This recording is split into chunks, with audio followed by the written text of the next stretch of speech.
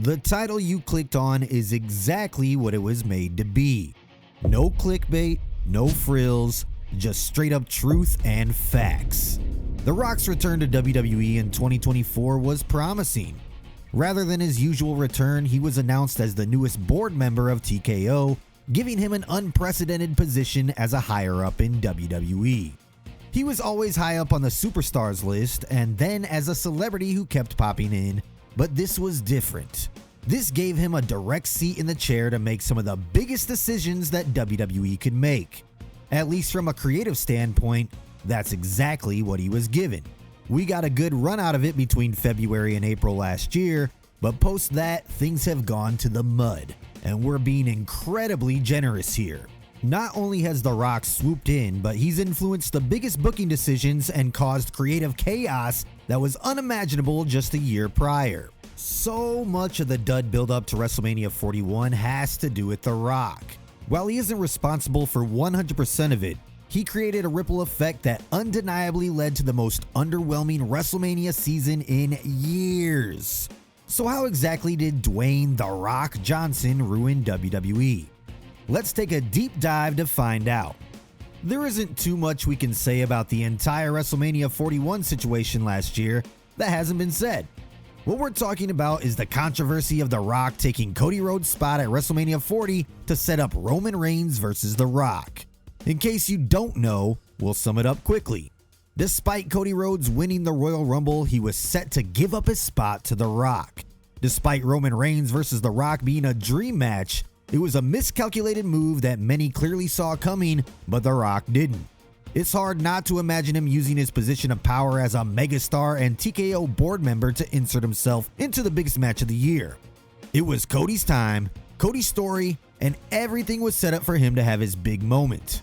This led to the massive social media backlash where "We Want Cody" went trending, and just about every post that WWE put on social media was hijacked by it. The backlash was just a little bit too much to ignore, so it was decided to change course and revert to the original plan.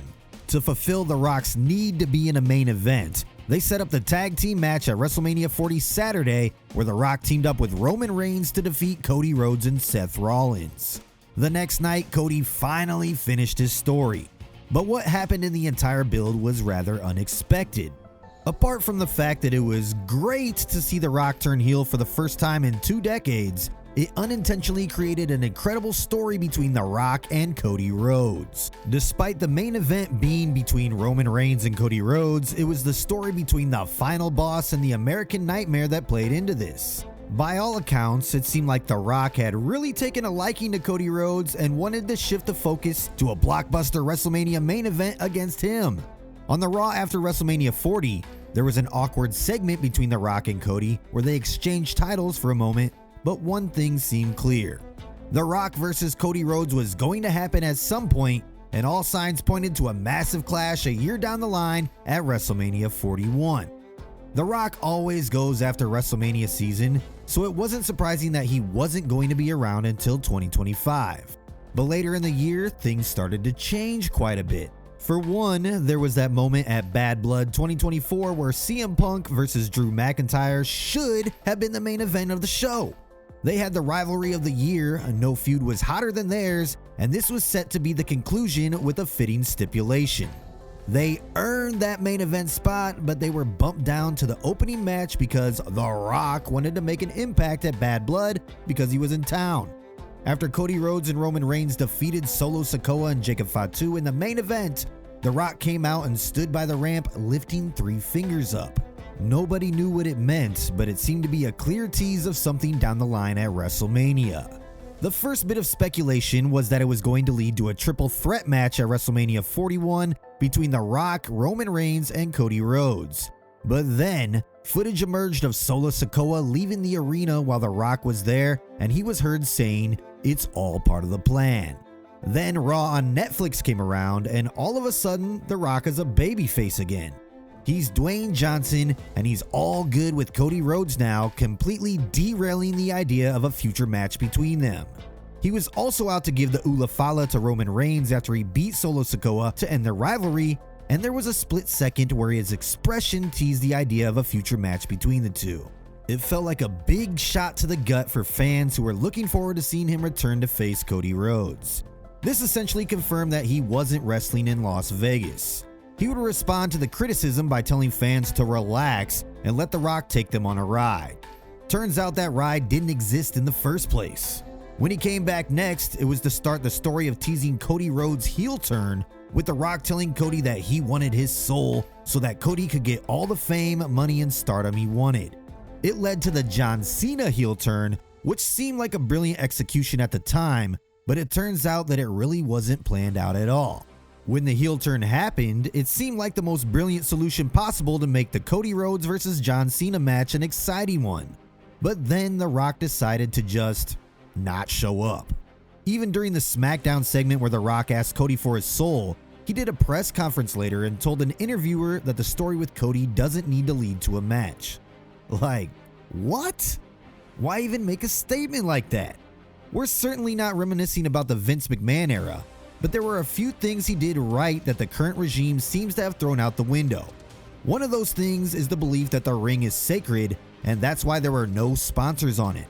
But the more important philosophy that Vince McMahon stuck with through the years was that he would never ever tease a match that WWE didn't intend to promise on at any point.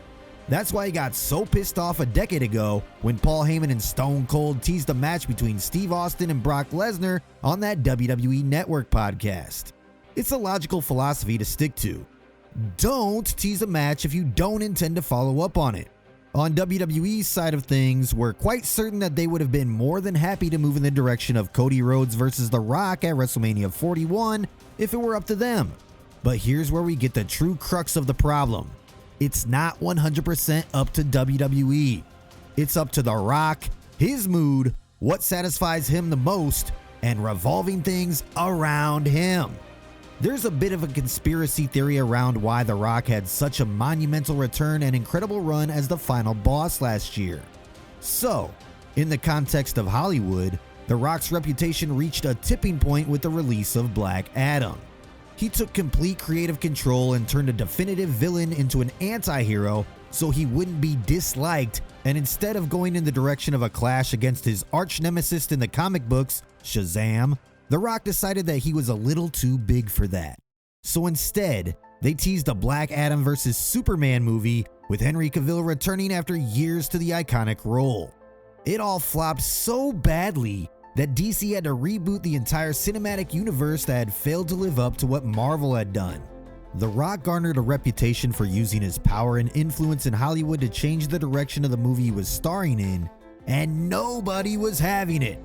The wholesome family man guy with a picture-perfect image began to show cracks, and with each passing week, it got bigger and bigger. The conspiracy is that his return to WWE came as a result of a year where his reputation had completely tanked. If you know anything about The Rock, it's that he hates being disliked. Even his decision to turn heel in WWE was met with some criticism that he was doing it because he wanted to gain favor with WWE fans. But the extensive part of this conspiracy theory is that he returned to WWE to gain goodwill again and as a buffer period between his Hollywood stints. Guess what? The Rock just landed a lead role in a high-budget Martin Scorsese film. In case you didn't know, Martin Scorsese is an icon of Hollywood specializing in mob and crime dramas. For The Rock, the chance to work with Scorsese puts him in a category of being a more serious actor. He might be one of the richest in Hollywood, but he isn't taken seriously as an elite-tier actor because of his limited range of movies. You know, the type of movies where he just plays himself, where he's a good guy with a tough persona and a really caring side, and he always saves the day. It might have made him a lot of money, but working with Scorsese is a chance for him to take it to the next level. This has directly played into WWE because he has made a total of 0 appearances since the 2025 Elimination Chamber. His direct involvement in John Cena's heel turn was barely addressed beyond a surface level, and it was Travis Scott who came out in the WrestleMania main event, not The Rock. The fact that he didn't even appear one night later makes things very clear. WWE is moving on without The Rock. But here's the issue. He gets to come in whenever he wants, be a part of the biggest storyline moments in the industry, and has 0 obligation to return and give the fans some sort of payoff. Even if WWE was building to Cody Rhodes versus The Rock at WrestleMania 42, would it not have made sense for him to appear at WrestleMania 41? It's clear as day now that The Rock views WWE as a second priority, but he still feels the need to be involved in such big moments even though he doesn't have any intention on following up on them. Then he went on Pat McAfee's show and claimed that if he knew all the finishes to the matches, that he would have done things differently, and gave his take after the entire thing was done. He even said that at Elimination Chamber he felt the final boss wasn't needed because he wanted the spotlight to be on Cody Rhodes and John Cena. And to top it all off, he said that the main reason he was at the Elimination Chamber was because Ari Emanuel, the top guy on TKO, begged him to come to boost low ticket sales. How generous of him. Dave LaGreca of Busted Open Radio went on a scathing rant in response, admitting he was sick of The Rock's use of I in every sentence as though he were a part of the creative process. The Rock's attempt at damage control went horribly wrong, and it was clear as day that Dave LaGreca was right when he said that The Rock threw Triple H under the bus.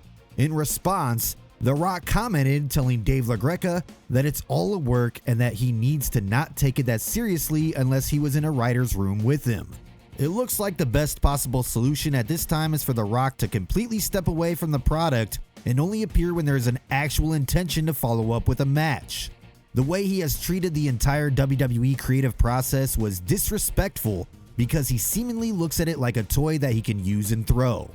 Now that he has a serious movie role that he can propel his Hollywood status further, he's using all kinds of tactics to deflect the blame and take no responsibility for what happened. But the fact is that at least in terms of the top matches of WrestleMania 41, there were a lot of changes undeniably made because The Rock couldn't appear. Like we said, it's probably best if he's just not around for a while so the creative process can restore itself.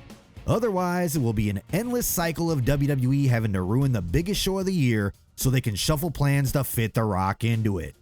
Let us know what you think in the comments below, and if you agree that The Rock is ruining WWE right now. As always, thanks for watching.